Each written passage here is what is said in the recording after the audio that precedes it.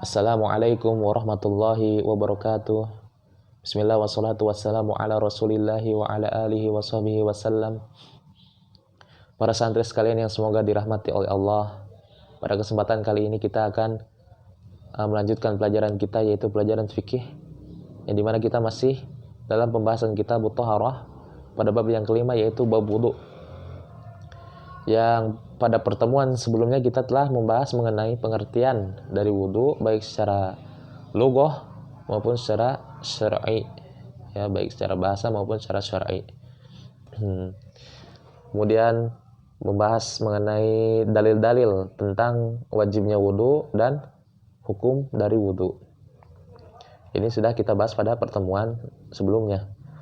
Kemudian insya Allah pada pertemuan kali ini kita akan membahas mengenai syarat sahnya wudu dan kewajiban wudu.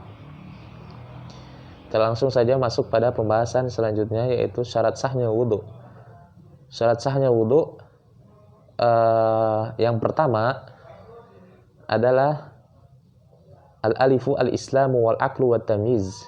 Fala yasiu minal kafir walal majnun wala yakunu mu'tabaran minas sagiri alladhi duna sinit tamyiz.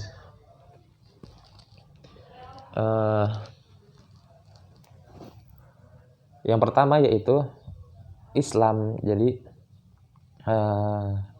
seseorang apabila hendak melakukan wudu maka dia harus seorang muslim, ya, harus seorang muslim dan berakal, dan juga harus tamyiz. Ya, ini syarat sah yang pertama, yaitu Islam, berakal, dan tamyiz. Maka apabila wudu ini dilakukan oleh orang kafir atau orang selain Islam, yaitu orang kafir atau orang gila yang dia tidak berakal, dan juga dilakukan oleh anak kecil yang belum memasuki usia tamyiz, maka wudu tersebut tidak akan sah, ya, karena syarat sahnya dari wudu yaitu muslim, berakal, dan tamyiz. Ini syarat sah yang pertama. Kemudian syarat sah yang kedua yaitu an-niyah, li hadits innamal a'malu binniyat wa la yushra'u at-talaffudzu biha li adami thubutihi 'ani Nabi sallallahu alaihi wasallam. Yang kedua yaitu niat, ya. Sebagaimana dalam hadis Nabi sallallahu alaihi wasallam, Nabi bersabda, innamal a'malu binniyat. Sungguhnya amalan-amalan itu tergantung dari niatnya, ya. Jadi apabila wudu itu sah, maka harus didahului dengan niat. Jadi ketika kita tidak mendahulunya dengan niat, maka wudu tersebut tidak akan sah, ya. Kemudian niat juga tidak disyariatkan untuk diucapkan dengan lisan, ya, karena tidak ada ketetapannya dari Nabi Shallallahu Alaihi Wasallam. Karena niat tempatnya ada di hati, bukan di lisan, ya. Ini poin yang kedua, poin ba. Kemudian poin jim, poin selanjutnya yang ketiga yaitu al-ma'ut tahur. Lamma taqaddama fil miyah amal ma'un najas fala yasihul wudu bihi. Poin yang ketiga yaitu dengan air yang suci, ya. Berwudu itu harus dengan air yang suci sebagaimana telah dijelaskan di bab miyah, bab sebelumnya, ya, mengenai air yang najis atau air yang tidak mensucikan, ya. Jadi apabila kita berwudu dengan air yang najis maupun air yang tidak mensucikan, maka wudu tersebut tidak sah, ya, karena syarat sahnya wudu yaitu harus menggunakan air yang suci. Ini poin yang ketiga. Kemudian poin yang keempat, yang dal, izalatu ma yamna'u wusul ma'i ilal basyarati min syami'in aw ajinin wa nahwihi ma qatila'il adhafir alladhi yu'rafu bainan nisa'i al-yawm.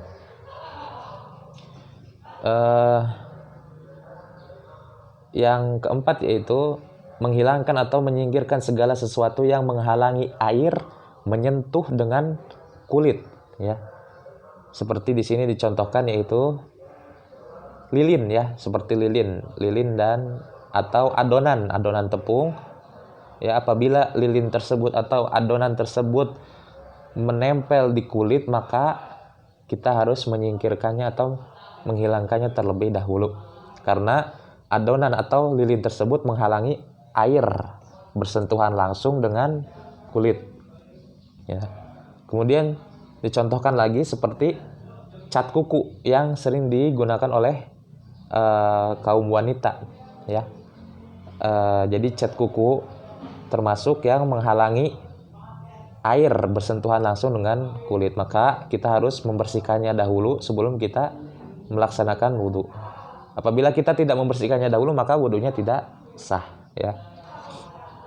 Kemudian pembahasan yang selanjutnya, poin yang selanjutnya, yang kelima, yaitu hak al-istijmar awil istinja inda wujudi sababihima lama taqaddam, yaitu istijmar atau istinja. Istijmar yaitu mensucikan diri dengan menggunakan batu ketika setelah seseorang buang hajat, ya.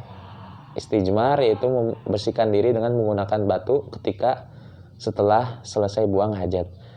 Dan istinja yaitu membersihkan diri dengan menggunakan air ketika selesai buang hajat, ya, seperti yang sudah dijelaskan pada pembahasan sebelumnya. Jadi maksudnya yaitu seseorang harus mendahului istijmar atau istinja tersebut sebelum melakukan wudhu, ya. Jadi yang harus didahului adalah istijmar atau istinja terlebih dahulu sebelum melakukan wudhu. Dan apabila wudhu tersebut didahului lebih dahulu dilakukan sebelum istijmar atau istinja, maka wudhu tersebut tidak sah, ya. Karena yang harus kita lakukan adalah istijmar dahulu atau istinja dahulu sebelum kita melakukan wudhu, ya. Ketika kita setelah melakukan istijmar atau istinja, maka kita berwudhu, ya. Ini maksud dari poin yang kelima ini. Kemudian poin yang keenam yaitu al-muwalah. Al-muwalah yang artinya adalah berkesinambungan. Kemudian at-tartib, ini berurutan artinya. Yang poin yang kelima dan poin yang keenam dan ketujuh ini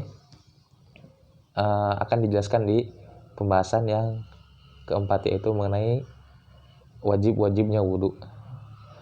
Kemudian poin yang terakhir, yang kedelapan atau hak, yaitu syarat sahnya wudhu yaitu harus mencuci seluruh anggota tubuh yang wajib dicuci ketika berwudhu, ya. Jadi mencuci segala sesuatu yang diwajibkan untuk dibasuh, seperti yang sudah disebutkan pada pertemuan sebelumnya pada surat Al-Maidah ayat 6. Allah menyebutkan yang wajib dicuci itu ada 4, wajah, 2 tangan, kepala, dan kedua kaki. Dan ini harus dicuci semua atau dibasuh semua. Ya, ini adalah poin mengenai syarat sahnya wudhu. Kemudian selanjutnya kita masuk ke pembahasan selanjutnya, al-mas'alatu rabi'ah furuduhu ay a'dha'uhu. Pembahasan yang keempat yaitu mengenai wajibnya wudhu, yaitu anggota-anggota tubuh yang wajib dibasuh. Wahya sitatun. Jadi ada 6, ya, wajibnya wudhu ada 6. Yang pertama, ghuslul wajhi bikamilihi liqoulihi ta'ala idza qumtum ilas sholati faghsilu wujuhakum. Yang pertama yaitu membasuh wajah atau mencuci wajah dengan keseluruhan, sebagaimana firman Allah dalam surat Al-Maidah ayat 6, idza qumtum ilas sholati faghsilu wujuhakum, apabila kalian hendak mendirikan sholat, maka basuhlah wajah kalian. Ini adalah poin yang pertama, yaitu membasuh wajah secara keseluruhan. Wa minhu al-madmadah wal istinsyaq li anna al-famma wal anfa minal wajhi. Dan termasuk dari membasuh wajah yaitu al-madmadah wal istinsyaq, yaitu kumur-kumur dan menghirup air melalui lubang hidung. Ya, ini termasuk membasuh wajah karena mulut dan hidung itu bagian dari wajah. Ya, bagian dari wajah.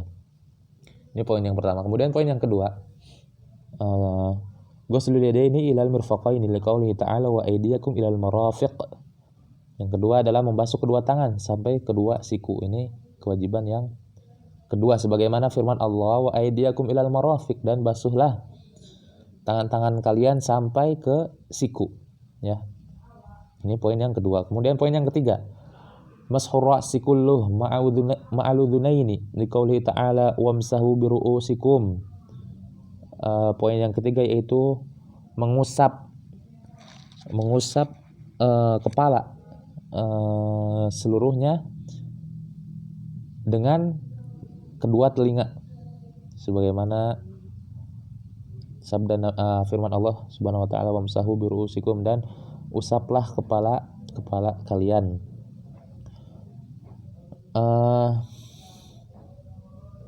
Kemudian kita juga harus mengusap ke dua telinga, ya, karena ada hadisnya dari Nabi Shallallahu Alaihi Wasallam.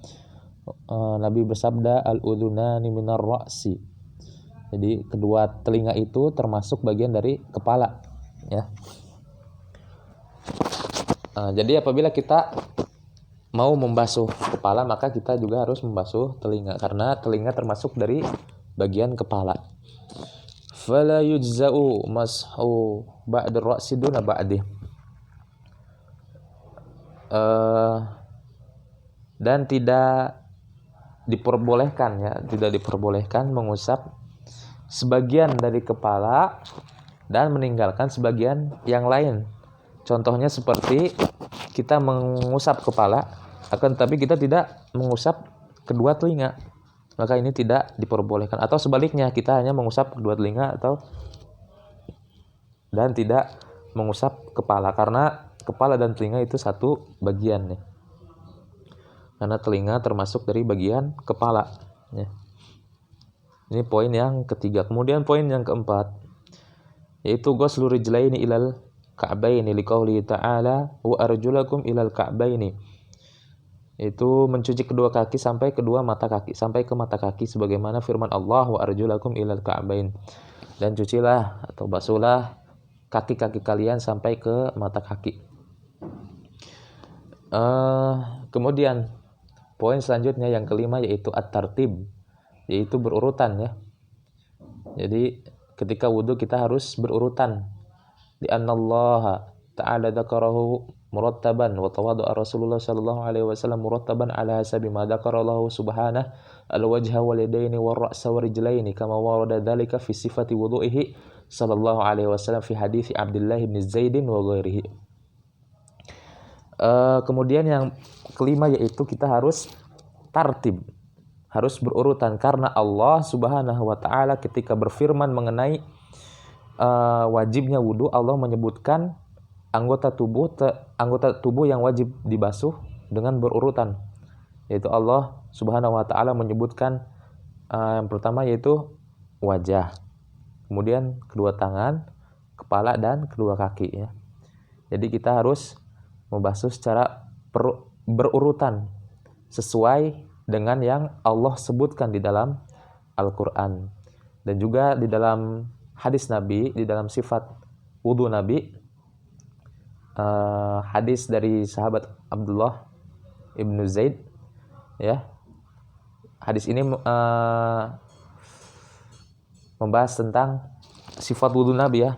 Hadis ini lumayan panjang,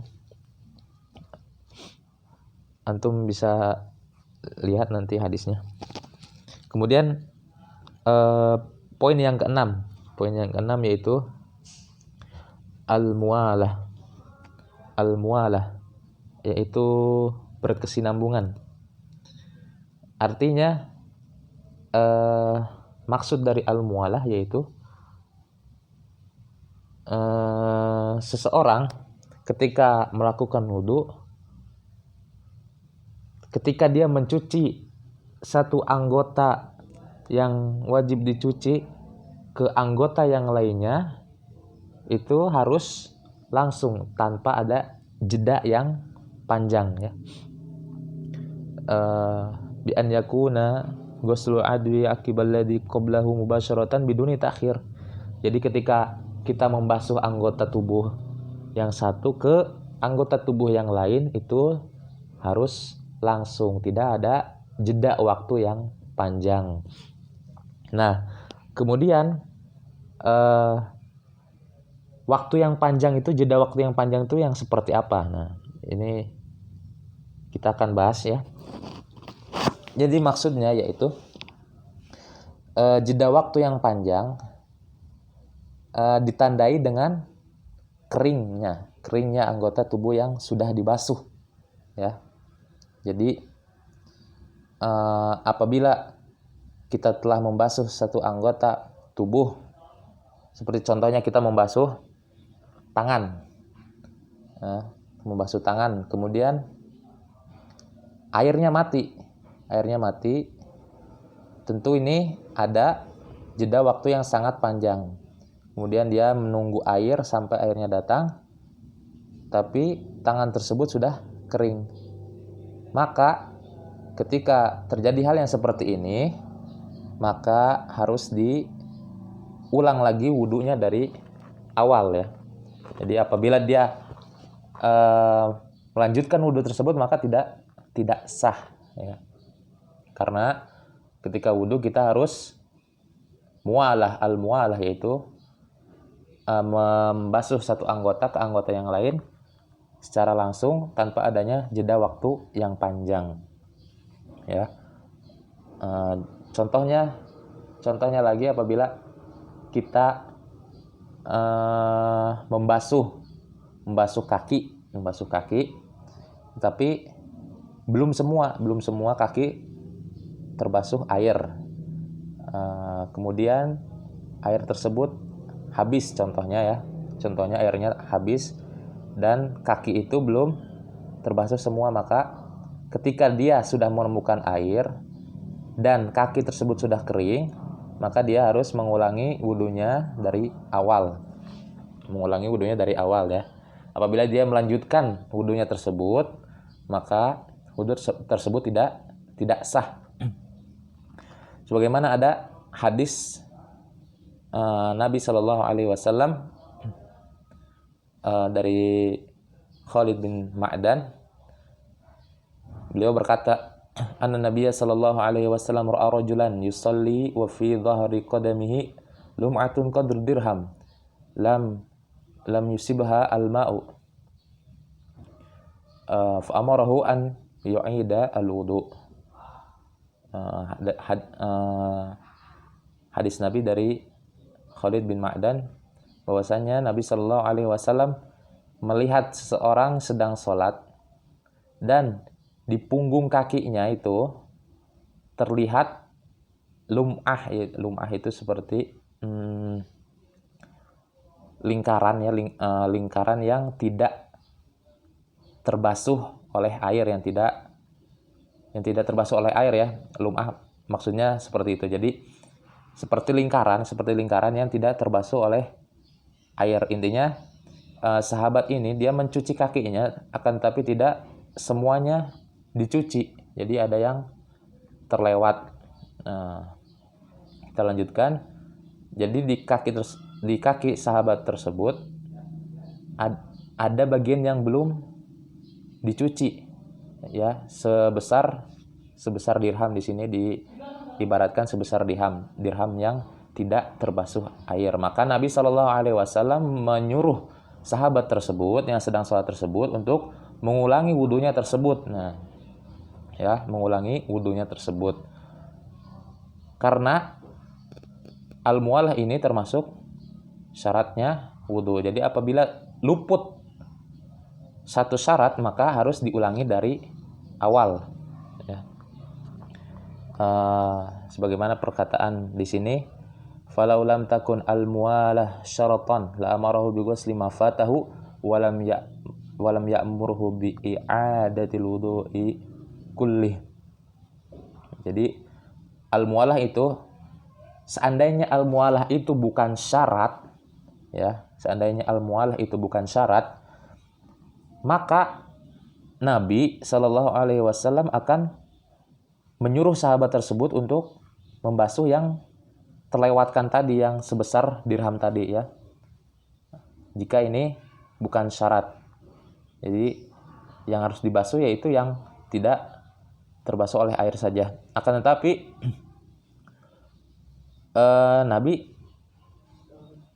Nabi menyuruh mengulangi wudunya tersebut. Nabi mengulangi wudunya tersebut karena ini termasuk dari syarat sahnya wudu, ya. Nabi tidak menyuruh untuk membasuh yang terluput saja, tapi Nabi menyuruh untuk mengulanginya dari awal, ya. Ini yang dimaksud dengan al-muwalah, ya. Taib ikhwan, sampai sini saja, ya, pertemuan kali ini. Semoga yang sedikit ini bermanfaat. Apabila masih ada yang belum dipahami, silakan ulang-ulang lagi videonya, ya. Wassallallahu ala nabiyyina Muhammadin wa ala alihi washabihi wasallam wa akhiru da'wana alhamdulillah. Wassalamualaikum warahmatullahi wabarakatuh.